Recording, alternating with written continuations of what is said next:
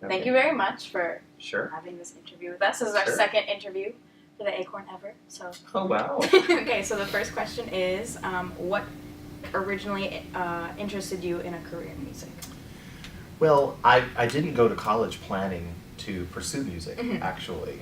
It was when I got to college and I decided, I'm going to formally take piano lessons for the first time. I've just been messing around as a kid forever, and that gradually transitioned from taking piano lessons to maybe I should be a music minor, and then gradually it became a double major in classical languages and music, and then eventually I went to grad school in music.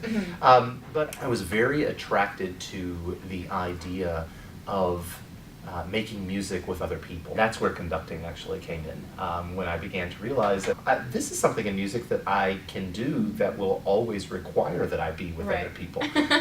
And so, really it began for me in college, actually. Okay, so then why do you think it's important to study music in a liberal arts context then? Yeah, so one of the things that I'm very committed to that, when I'm working with young conductors is making sure they understand that the job of a conductor, and not just a conductor, but a musician in general, in my opinion, but specifically a conductor, is to know the music from every angle.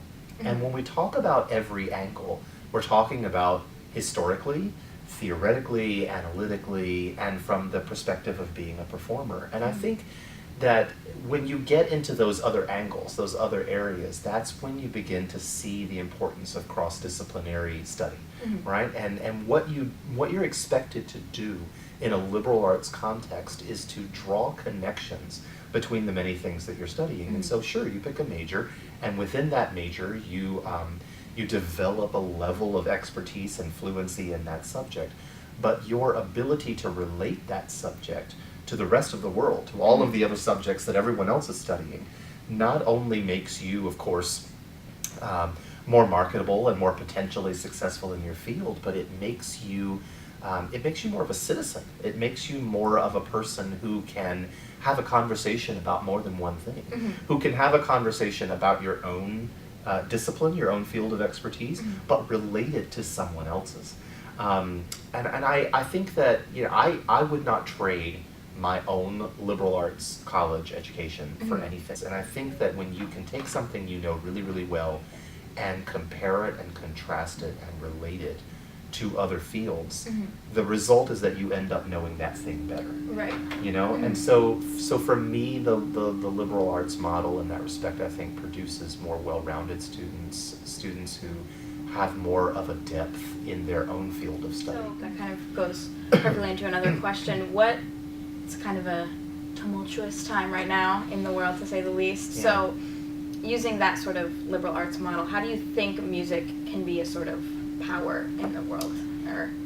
I think that what I keep coming back to is, especially in the ensemble arts, in orchestra, in chamber music, in choral music, that the whole premise of those kinds of musical activities is that what we can do together is greater than what we can do alone.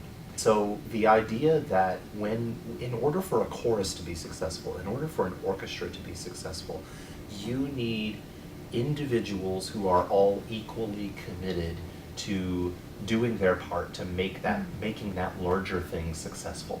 And in order to do that, we have to get to know each other. We have to sit next to each other. We have to work with each other. We have to make ourselves vulnerable, learning how to kind of reconcile the different skill sets and the different experiences and the different tools that we all bring to the game, I think is a metaphor for really what we could use a lot more of in life in general, which is a lot more listening to each other, a lot more collaboration with each other, a lot more empathy. I worry that so much of what we as a culture suffer from right now is a lack of empathy, a lack of being able to put ourselves in the situation of the other, and to say, you and I may believe differently, or you and I may act differently, but I'm going to put myself in your situation and try to figure out why you feel that way or act that way. Because then we diffuse conflict that way, we diffuse tension that way. And I think, surely, the ensemble arts are a great way for us to practice that. I like to tell choirs sometimes when they're sitting in rehearsal, it's like, okay, just think about the fact that you might be sitting here right now, the 40 of you or whatever, sitting here for these 2 hours on this stage. I want you to pause and just think about how many people right now on campus, or even with a 5-mile radius, have decided to get together and devote 2 hours tonight to nothing but making beauty together. That alone is special. So if we can start there, then we've got a lot we can accomplish. Right. Yeah, that's great. I definitely agree with that. So thank you very much. Sure. This was great. Yeah, sure. So, Yeah. thank you. Yeah, you're good.